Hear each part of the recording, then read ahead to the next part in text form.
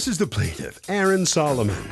He says he decided to move from the defendant's apartment and find a bigger, better one. When he did, the guy came up with a ridiculous itemized list of damages he supposedly caused.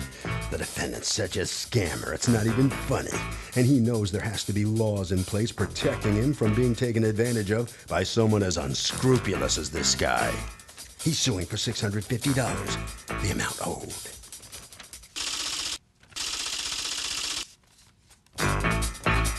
This is the defendant, Paul Totora.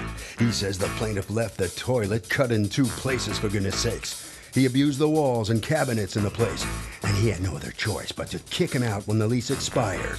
Owe him money? Hardy, har. He's accused of lousy landlording.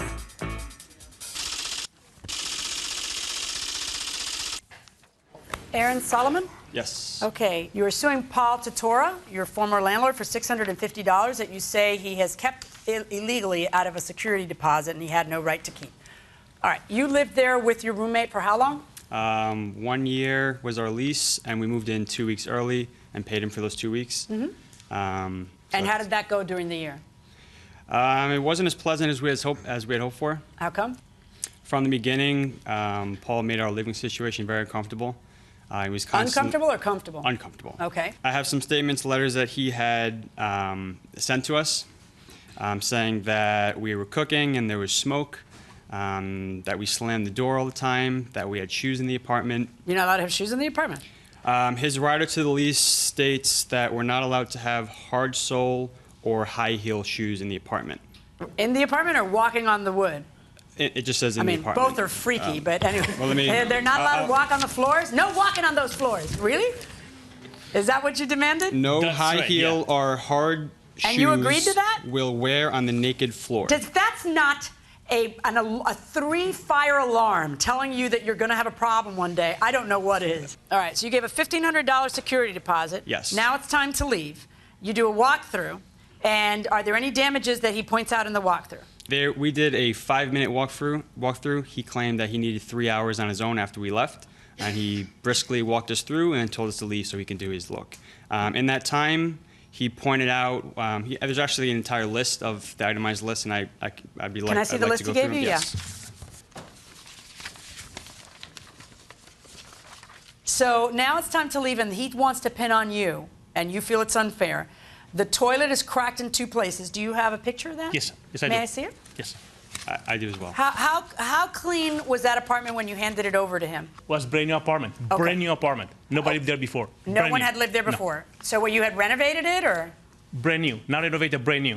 Renovated is one thing. So I'm sorry. So it was a brand new building? Brand new apartment. Pristine, new building. No, apartment was brand new apartment. Okay, I'm sorry. Is the building brand new? No. Then it was remodeled. Okay, all right. So, but how was it not remodeled? Karen, I want to say something about the being brand new, being renovated. Renovated means replacing the cabinets, replacing here and there, walls or something, or ceilings. But brand new means take care of everything and rebuild it.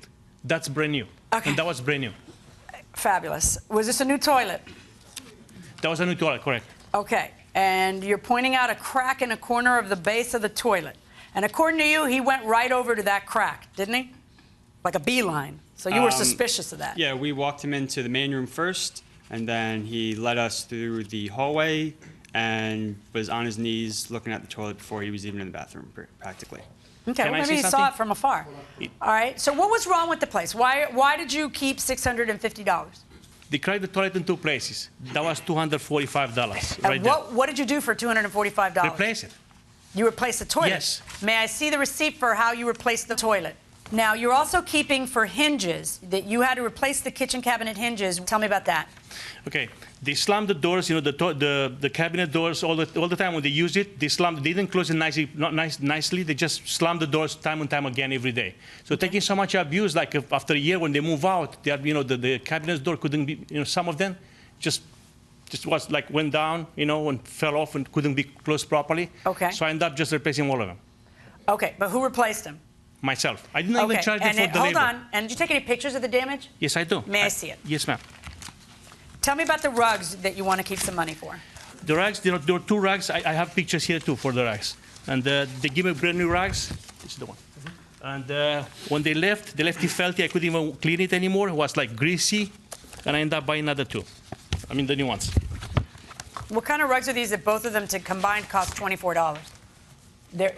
These are small. I can't tell from the picture how big they are, but these are pretty small, right? Small, yes. All right. Stove and oven, $100 to clean the stove and oven. Who cleaned the stove and oven? You did?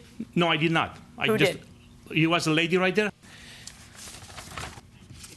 Okay, show me a picture of one of these doors, like sort of hanging on the hinge, like maybe it took a little bit of abuse. You feel that's normal wear and tear? Heavy use, normal wear and tear. We cooked twice a day, sometimes 3 times a weekend. Yeah, but that wouldn't be from cooking. Cooking doesn't make. Well, no, we opened the cabinets. The hinges are meant to, be able to have normal wear and tear, in my opinion. And we've done a lot of reading. I think that normal wear and tear is a gray area. There's no law that says this is good, this is bad. No, it's up to me. Right. Do you have pictures of the apartment when you moved out? Yes. Let me see them. Oh. Do you have a picture of the dirty stove?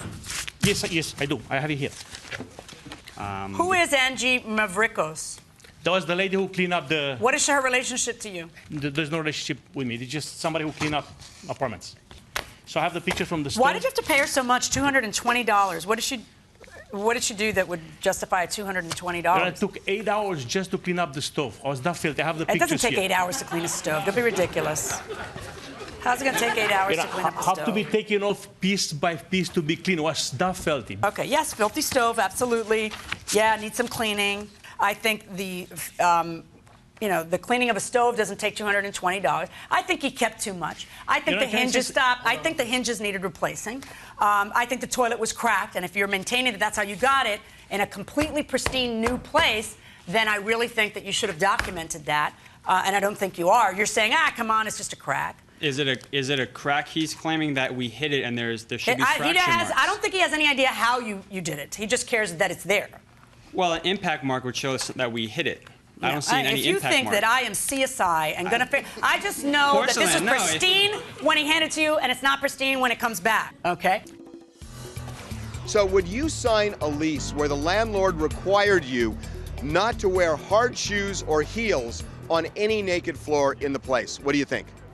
No way. It's my home. I can wear whatever I want. So you wouldn't sign that lease? No. What would you? No, I wouldn't either. I agree with her. It's my home, and I should be able to wear whatever I want to wear. I guess what he's thinking is, there might be noise from other tenants. What do you think? Absolutely not. It's your house. You can wear tap shoes if you want. So you wouldn't do it? No, absolutely not. Okay, fair enough. Going inside the courtroom. Can I say something? No. All right, folks. I think you're entitled to some money back, but it's not going to be a lot. I'm telling you right now, because I do see issues, and there are things that are wear and tear, and there are things that are not. Doors that need to be repaired now, that you have the good fortune that he repaired, as opposed to there being a labor charge as well, it's not wear and tear. A crack in the toilet is not wear and tear. Okay? And the things that were left for your use, the rugs, that might be wear and tear. The stove and the oven, that doesn't require $100. You may have paid her $220, but frankly, I think that's a little bit inflated. So what I'm going to do, of the $650 that he wants you to return entirely, I'm going to order you to return $100 of it. That's my judgment. Verdict for the plaintiff. Hold it right there, please.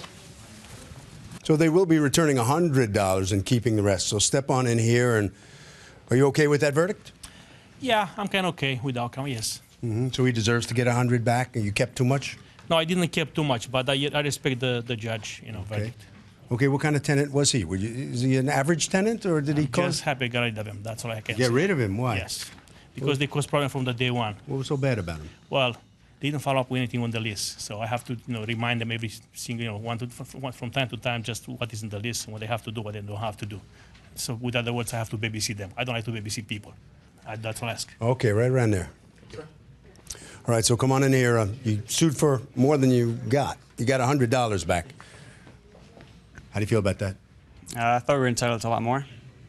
Well, he had his pictures showing there was significant damage there. Yeah, we had pictures too. I thought that a lot more of that was wear and tear than what the judge ruled, but... Over to Harvey. Okay, I've talked about this before. It is so important that when you move into a place, I don't care, the landlord and the tenant should take detailed pictures, explicit pictures of everything when they move in. And then, when you move out, The landlord and tenant should do exactly the same thing. Take a complete set of pictures when you move out. You can compare the two, and that's how you can evaluate whether the tenant did damage or not.